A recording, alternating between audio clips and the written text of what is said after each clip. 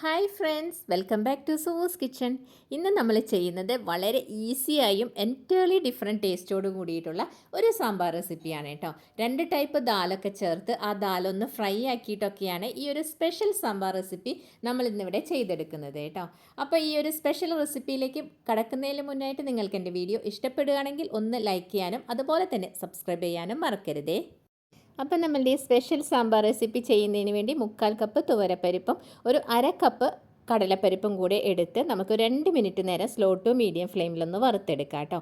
ഇങ്ങനെ 2 ദാലും കൂടെ എടുത്ത് വറുത്ത് സാമ്പാർ റെസിപ്പി ചെയ്യുമ്പോൾ നല്ല ഒരു പ്രത്യേക ടേസ്റ്റാണേ. ഇപ്പോൾ നമ്മളുടെ പരിപ്പൊക്കെ ഒന്ന് വറക്കാൻ തുടങ്ങിയിട്ട് ഏകദേശം 2 മിനിറ്റ് കഴിഞ്ഞിട്ടുണ്ട് കേട്ടോ.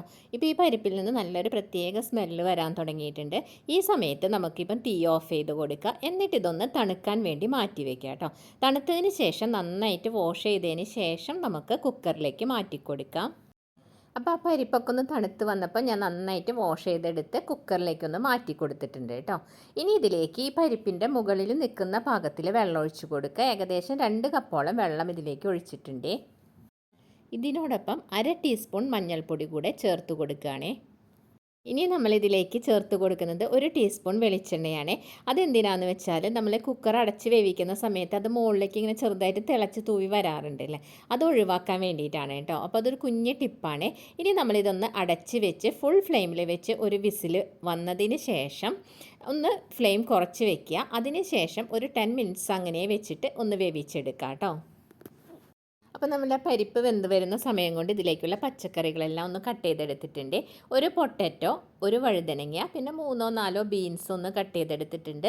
പിന്നെ ഒരു ക്യാരറ്റും എടുത്തിട്ടുണ്ട്, 2 തക്കാളി, 2 പച്ചമുളക്, ചേന ചെറിയൊരു കഷ്ണം കേട്ടോ, പിന്നെ 2 സവോള, പിന്നെ ഒരു മുരിങ്ങക്കായാണ് എടുത്തിട്ടുള്ളത്. ഇതിനോടൊപ്പം നിങ്ങൾക്ക് ഇഷ്ടമുള്ള ഏത് പച്ചക്കറി വേണമെങ്കിലും എടുക്കാം. പടവലങ്ങ, പച്ചക്കായ, മത്തങ്ങ ഏത് വേണമെങ്കിലും എടുക്കാം കേട്ടോ.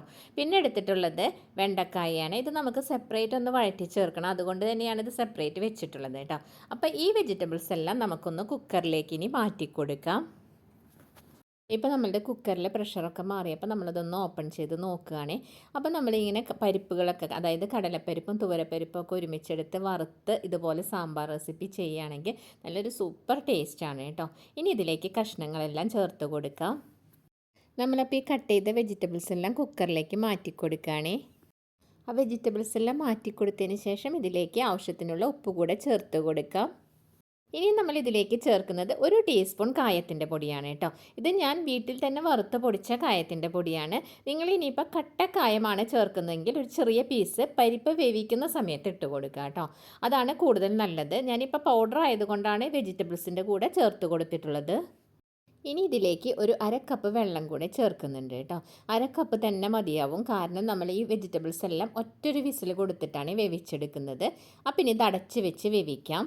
ഇപ്പോൾ നമ്മൾ ഒറ്റൊരു വിസിൽ കൊടുത്ത് ഈ വെജിറ്റബിൾസ് എല്ലാം ഇപ്പോൾ വേവിച്ചെടുത്തിട്ടുണ്ട് കേട്ടോ. നമ്മളെ വെജിറ്റബിൾസ് എല്ലാം കറക്റ്റായിട്ട് വെന്ത് വന്നിട്ടുണ്ട്.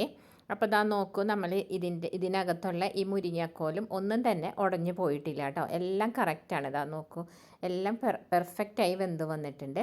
ഇനിയിപ്പോൾ എൻ്റെ കയ്യിലുള്ള കുക്കർ കുറച്ച് ചെറുതായ കാരണം ഞാനിതൊരു വേറെ പാത്രത്തിലേക്ക് മാറ്റി കൊടുക്കുന്നുണ്ട്. നിങ്ങൾ എടുത്തിട്ടുള്ള കുക്കർ ഒത്തിരി വലുതാണെങ്കിൽ പിന്നെ വേറെ മാറ്റേണ്ട കാര്യമൊന്നുമില്ല, ഇതിൽ തന്നെ നമുക്ക് ചെയ്തെടുക്കാവുന്നതേ ഉള്ളൂ. ഞാനിപ്പോൾ ഇതൊന്ന് വേറൊരു പാത്രത്തിലേക്ക് മാറ്റി കൊടുക്കുകയാണേ. ഇനി നമ്മൾ ഇതിലേക്ക് ചേർത്ത് കൊടുക്കുന്നത് പുളിവെള്ളമാണ് കേട്ടോ.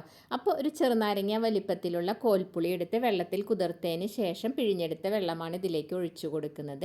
ഈ പുളിവെള്ളവുമായിട്ട് ഇനി നമുക്കിത് നന്നായിട്ടൊന്ന് മിക്സ് ചെയ്ത് കൊടുക്കുക. അതിന് ശേഷം ഞാനിതിലേക്ക് ഒരു 1/2 കപ്പ് വെള്ളം കൂടെ ചേർത്ത് കൊടുക്കുന്നുണ്ട് കേട്ടോ. അപ്പോൾ സാമ്പാറിൻ്റെ ഒരു തിക്നെസ് എന്ന് പറയുന്നത് ഓരോരുത്തരുടെ ഇഷ്ടാനുസരിച്ചാണ്. ചിലർക്ക് കട്ടിയായിട്ടുള്ള സാമ്പാറായിരിക്കും, ചിലർക്ക് കുറച്ച് ലൈറ്റായിട്ടുള്ള സാമ്പാർ ആയിരിക്കും ഇഷ്ടപ്പെടുന്നത്. അപ്പോൾ അത് നമ്മളുടെ ഇഷ്ടത്തിനനുസരിച്ച് വെള്ളം ചേർത്ത് കൊടുക്കുക. എന്താണെങ്കിലും വെള്ളം കൂടെ ചേർത്ത് ഇത് നന്നായിട്ടൊന്ന് തിളച്ച് വരട്ടെ. അപ്പം നമ്മളുടെ ആ സാമ്പാർ ഒന്ന് തിളച്ച് വരുന്ന സമയം കൊണ്ട് നമുക്കിതിലേക്കുള്ള വെണ്ടക്കായ ഒന്ന് വഴറ്റിയെടുക്കാം.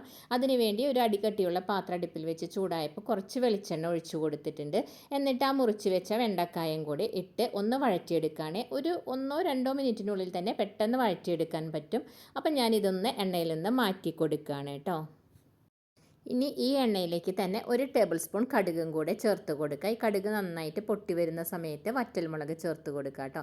ഞാനിപ്പോൾ ഇവിടെ ഉണ്ടമുളകാണ് എടുത്തിട്ടുള്ളത്. ആ മുളക് കൂടി മൂത്ത് വരുമ്പോൾ ഇതിലേക്ക് കുറച്ച് വേപ്പിലയും കൂടി ചേർത്ത് കൊടുക്കുന്നുണ്ട് കേട്ടോ.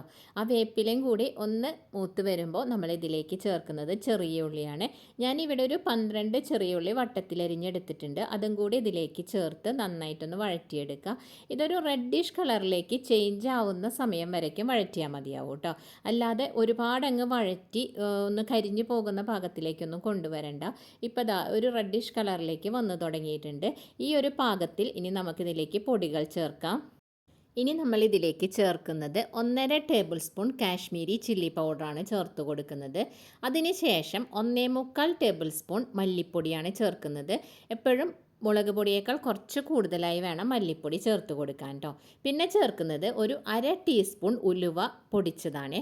ഇതും കൂടെ ചേർത്ത് ഇത് നന്നായിട്ടൊന്ന് മൂപ്പിച്ചെടുക്കണം. ഫ്ലെയിം ഒട്ടും കുറവായി വെച്ചിട്ട് വേണം മൂപ്പിച്ചെടുക്കുക, അല്ലെങ്കിൽ പെട്ടെന്ന് കരിഞ്ഞു പോകും കേട്ടോ. അപ്പോൾ ഒരു മിനിറ്റ് ആകുമ്പോഴേക്കും തന്നെ നന്നായിട്ട് മൂത്ത് കിട്ടുവേ. ഇപ്പം നമ്മളുടെ പൊടികളെല്ലാം നന്നായിട്ട് മൂത്ത് വന്നിട്ടുണ്ട്. ഇനി നമ്മളിതിലേക്ക് ചേർത്ത് കൊടുക്കുന്നത് നോർമൽ വാട്ടറാണ്, അതായത് 1/4 കപ്പ് വാട്ടറാണ് നമ്മളിതിലേക്ക് ചേർത്ത് കൊടുക്കുന്നത്. ഈ വാട്ടറും കൂടെ ചേർത്ത് ഈ മസാലകളെല്ലാം നന്നായിട്ടൊന്ന് മിക്സ് ചെയ്ത് കൊടുക്കുക. അതിന് ശേഷം ഇതൊന്ന് നന്നായിട്ട് തന്നെ തിളച്ച് വരാൻ വേണ്ടി അനുവദിക്കുക കേട്ടോ. നന്നായി തിളച്ച് വന്നതിന് ശേഷം ഇത് നമുക്ക് കറിയിലേക്ക് ഒഴിച്ചു കൊടുക്കാം. അപ്പോൾ നമ്മളത് ആ മിക്സ് ഒന്ന് കറിയിലേക്ക് ഒഴിച്ചു കൊടുക്കുകയാണ്. എന്നിട്ടിത് നന്നായിട്ടൊന്ന് മിക്സ് ചെയ്ത് കൊടുക്കുക കേട്ടോ. അപ്പോൾ നമ്മൾ വെജിറ്റബിൾസൊക്കെ വേവിക്കുന്ന സമയത്ത് കായം ചേർത്തത് കൊണ്ടാണ് പിന്നീട് കായമൊന്നും ചേർക്കാതിരിക്കുന്നത് കേട്ടോ. ഈ സമയത്ത് ഉപ്പും പുളിയൊക്കെ കറക്റ്റ് അല്ലേ എന്നൊന്ന് ചെക്ക് ചെയ്യുക. അതിനുശേഷം നമ്മൾ നേരത്തെ വറുത്ത് വെച്ച വെണ്ടക്കായം കൂടി ഇതിൻ്റെ കൂടെ ചേർത്ത് കൊടുക്കാം. ഇനി ലാസ്റ്റായിട്ട് ഇതിലേക്ക് നമ്മൾ ചേർത്ത് കൊടുക്കുന്നത് ശർക്കരയാണ്. അപ്പോൾ ഞാനിവിടെ എൻ്റെ കയ്യിൽ ശർക്കരപ്പാനി ഉള്ള കാരണം ഒരു ടേബിൾ സ്പൂൺ ശർക്കരപ്പാനി ചേർത്തിട്ടുണ്ട്. നിങ്ങൾ ശർക്കരയാണ് ചേർക്കുന്നതെങ്കിൽ ഒരു ചെറിയ കഷ്ണം ഇതിലേക്ക് ചേർത്ത് കൊടുക്കുക കേട്ടോ. എന്നിട്ട് ഇതങ്ങ് നന്നായിട്ട് മിക്സ് ചെയ്ത് കൊടുക്കാം. അപ്പം നമ്മൾ ആ ശർക്കര കൂടി ചേർത്തതിന് ശേഷം ഒരു 5 മിനിറ്റും കൂടി തിളപ്പിച്ചതിന് ശേഷം ഇനി നമ്മളിവിടെ തീ ഓഫ് ചെയ്ത് കൊടുക്കുകയാണ് കേട്ടോ. എന്നിട്ടൊന്ന് അടച്ച് വെക്കാം. ഒരു 10 മിനിറ്റ് നേരം അങ്ങനെ അടച്ച് വെക്കുമ്പോൾ കുറച്ചും കൂടെ ഒന്ന് തിക്കായിട്ട് വരുവേ. ഇനി നിങ്ങൾക്ക് ഇതിനകത്ത് മല്ലിയില ചേർക്കാൻ താല്പര്യമുള്ളവരാണെങ്കിൽ ഈ സമയത്ത് മല്ലിയിലയും ചേർത്ത് കൊടുക്കുക കേട്ടോ. ഇപ്പോൾ ഒരു 10 മിനിറ്റ്സ് കഴിഞ്ഞപ്പോൾ നമ്മൾ സാമ്പാർ കുറച്ചും കൂടി തിക്കായി വന്നിട്ടുണ്ട് കേട്ടോ. ഇപ്പോൾ ഒരു കറക്റ്റ് കൺസിസ്റ്റൻസിയിലാണ് വന്നിട്ടുള്ളത്. അപ്പോൾ നമ്മൾ ആദ്യം ഒരല്പം ലൂസായി വെച്ചാലാണ് തണുത്ത് കഴിയുമ്പോൾ ഈ ഒരു തിക്നെസ്സിലേക്ക് വരിക കേട്ടോ. അപ്പോൾ നമ്മൾ 2 ടൈപ്പ് ദാലൊക്കെ ചേർത്ത് അതൊന്ന് വറുത്തെടുത്ത് ചെയ്യുമ്പോൾ വളരെ ഡിഫറെൻറ്റ് ടേസ്റ്റാണ് കേട്ടോ ഈ സാമ്പാറിന്. നിങ്ങൾ ഇതുപോലെ ട്രൈ ചെയ്ത് നോക്കിയിട്ടില്ലെങ്കിൽ തീർച്ചയായിട്ടും ഒന്ന് ട്രൈ ചെയ്ത് നോക്കണം. ഉണ്ടാക്കാനും വളരെ എളുപ്പമാണ്. തേങ്ങയൊന്നും ചേർക്കാതെയാണ് നമ്മളിത് വളരെ ടേസ്റ്റിയായി ചെയ്തെടുക്കുന്നത് കേട്ടോ. അപ്പോൾ വീഡിയോ ഇഷ്ടപ്പെടുകയാണെങ്കിൽ ലൈക്ക് ചെയ്യാനും സബ്സ്ക്രൈബ് ചെയ്യാനും മറക്കരുത് കേട്ടോ.